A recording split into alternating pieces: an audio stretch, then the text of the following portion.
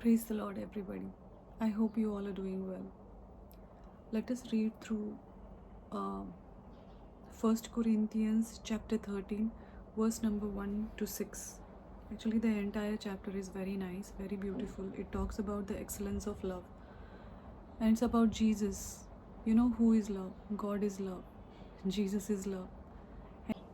And what does the love bring? Love brings forgiveness. Love brings hope. Love brings peace in the hearts and minds of us. Let us read through it.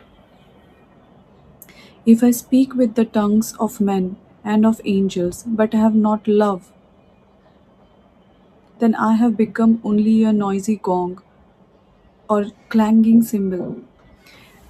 So, what happens is uh, if there is no love in our hearts, and no matter how much good we are prophesying, we are doing miracles, we are praying for others, people are getting healed, but there is ego inside of us. If we are being tormented by hatred for people, by attitude, self righteousness, this is all against love. And if this is not there among us, then we are definitely losing on something. We are losing on the grace of God. So that's why love is very, very important. Having love is the beautiful thing in our hearts. What does Jesus further have to say about it?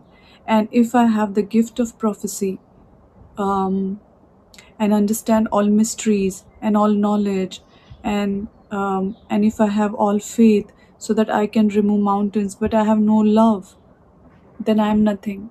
Jesus says very clearly that we need to have love inside of our heart.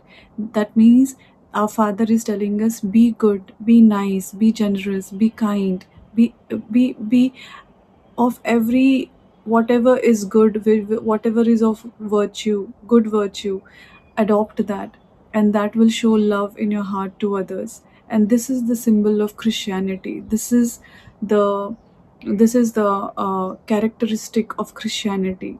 Jesus is love, and he asks us to have love in our hearts.